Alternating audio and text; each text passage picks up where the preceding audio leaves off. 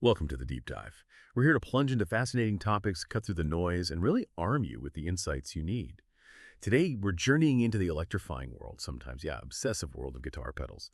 Specifically, one quiet giant that really decided to march to its own beat and, well, became a legend because of it. Our sources for this deep dive explore this particular piece of gear, its meticulous design, and its truly unexpected path to cult status. We are talking about the Barber Electronics LTD SR overdrive pedal, and our mission today: uncover exactly why this special recipe pedal became such a beloved, almost anti-hero figure in that loud, really competitive pedal market of the early 2000s. It's a story of subtle brilliance, in a world that often screams for attention, a kind of quiet rebellion against the sonic trends of its time. Yeah, and a fascinating rebellion it was. To really get the LTD SR, you need to picture the early 2000s. This was like the dawn of the boutique pedal boom. A lot of it fueled by those early internet forums where guitarists were just geeking out over tone. And the landscape, dominated by icons. The Tube Screamer, right? That mid-hump sound defines so much rock.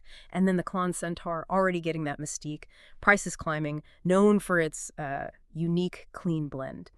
Amidst all that, David Barber, he was pursuing something really different. A vision less about imposing a sound and more about enhancing what was already there, letting the guitar and amp speak for themselves. That's a really powerful distinction. So, okay, with all that noise about signature tones, what was the core philosophy behind Barber Electronics? What made him stand out?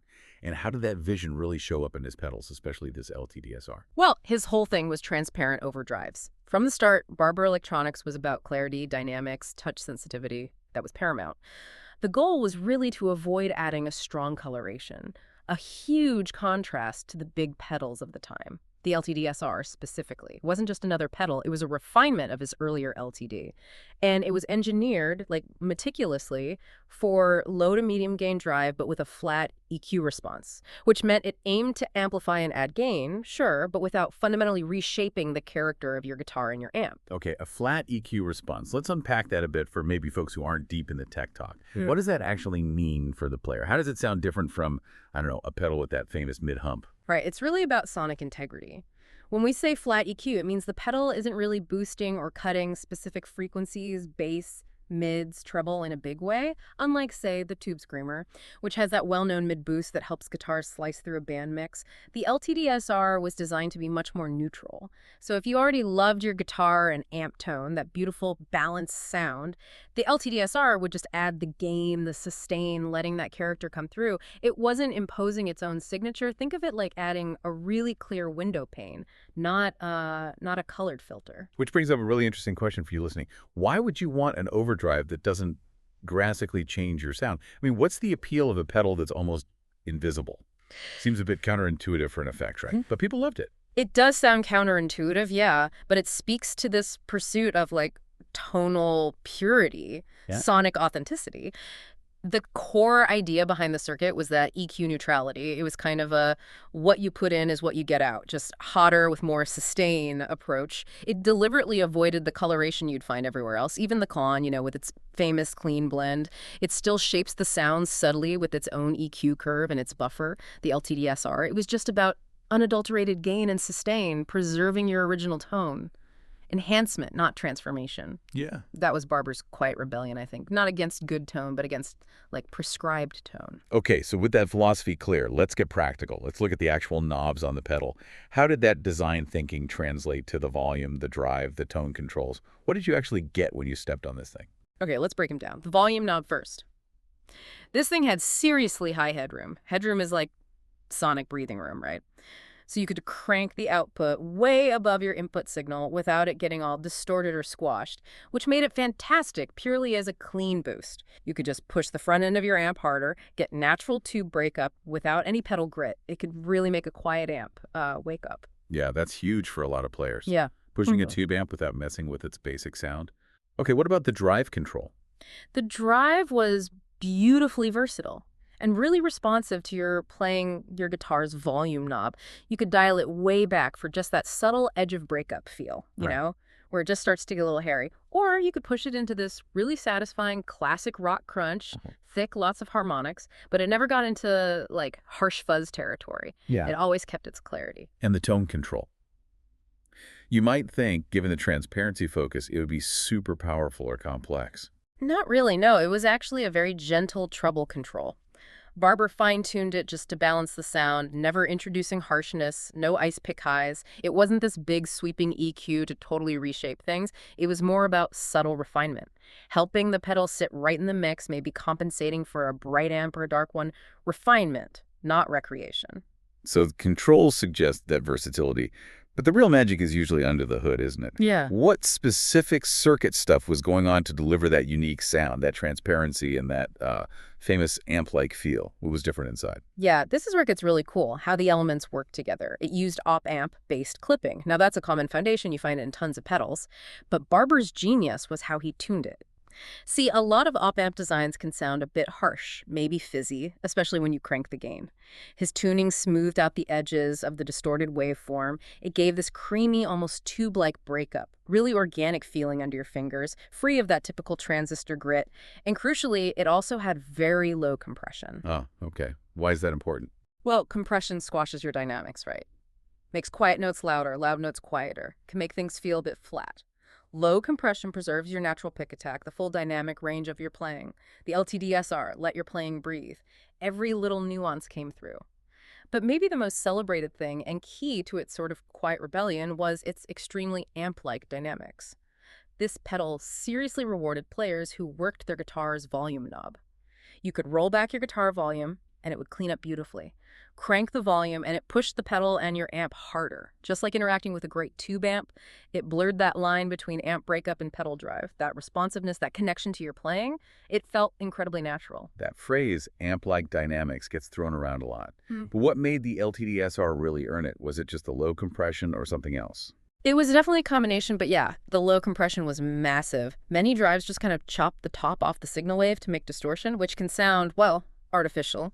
Barber's design let the signal transition into overdrive more smoothly, more like how a tube does it. That, plus its high input impedance, meant it reacted beautifully with your guitar pickups, preserving their character too. It wasn't just slamming your signal into a wall of gain, it was letting it sort of bloom into overdrive. So summing up the tone, it sounds like it was all about nuance, subtlety, Yeah. responsiveness. Not a sledgehammer. Totally. Low settings, incredibly subtle, transparent, almost invisible, like you said, just adding hair, a little grit, a little sustain, but not taking over.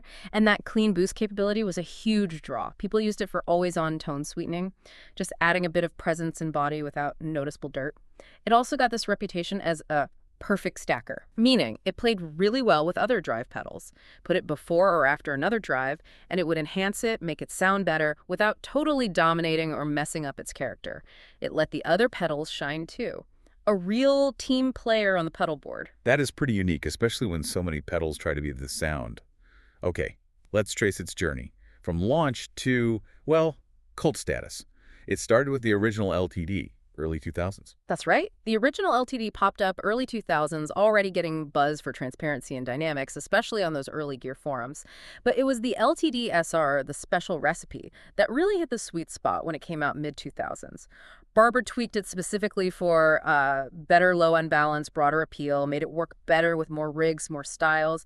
That version quickly became the famous one, the enduring one, kind of the benchmark. The timeline kept going after the SR, but that one stayed the reference point. What came next? Yeah, there are later versions, like the LTD V2 and others. They made more tweaks, sometimes added internal switches for more options, but the SR just consistently remained the gold standard. The one players really sought out, often people preferred its original voicing, and then its eventual discontinuation in the late 2010s. David Barber started scaling back production, partly due to health reasons, I believe. That really sealed its cult status. Supply dried up, demand stayed high, and suddenly this affordable secret weapon became this coveted, used market gem. It turned that if you know, you know, into if you know, you really wish you could find one easily. So who was actually using this pedal? Mm-hmm. It wasn't splashed across magazine covers with big rock stars, right? Uh-huh. Not like a Klon or a Tube Screamer endorsement. No, absolutely not. And that's a huge part of its story, why it's kind of this anti-hero. The LTD SR became known as the working guitarist's secret weapon. Think about session players needing to jump between genres seamlessly, or a gigging guitarist who loves their amp but just needs that responsive push for solos. Those were the players who valued it, precisely because it left their core tone alone. Hippie. Essential when you need to adapt without losing your sonic fingerprint. You wouldn't see it on massive arena stages, maybe, but tucked away on the boards of pros who prioritized versatility and authenticity. It was for players wanting their voice, not the pedals. And this reputation, Yeah. the anti-clon, that's quite something considering the clon's mythical status, those crazy prices, Yeah. thousands of dollars. What did the LTD SR represent against that backdrop? It's a really compelling title, isn't it? And it shows there was this part of the market that was getting cynical about hype and, frankly, insane pricing. While the Klon was wrapped in mystique, hard to get, getting super expensive, the LTD-SR quietly built this rep as one of the best transparent drives out there, period. And crucially, at a fraction of the cost. Made it accessible. It wasn't just about price, though. It was almost a philosophical stand by players against that whole pedal as investment thing that was starting. And yeah, some really discerning players swore it sounded more natural than a Klon. Because of that commitment to EQ neutrality, the dynamics, rather than the Klon's very specific, though great sonic signature, it offered top-tier tone without the elitist price tag. So no big endorsements. It Mhm. was the guitar community itself that lifted it up. I can just picture it on forums like the Gear page back then, becoming Mhm. this word-of-mouth legend. Exactly that. On those early forums, the LTD SR was constantly recommended. Best kept secret, you gotta try this. For years, it was the ultimate if you know pedal. It was like this nod between players who'd done the research, who valued substance over flash, no massive marketing, no glossy ads, just genuine discovery and shared appreciation.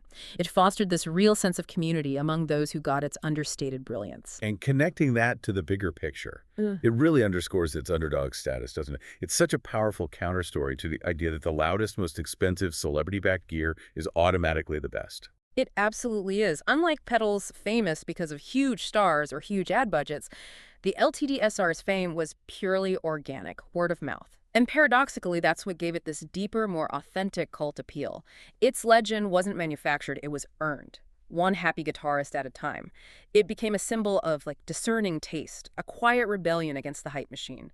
It proved that sometimes the quietest innovations make the biggest impact, and that real quality resonates no matter the marketing spend. It carved out its history by refusing to shout, choosing instead to harmonize.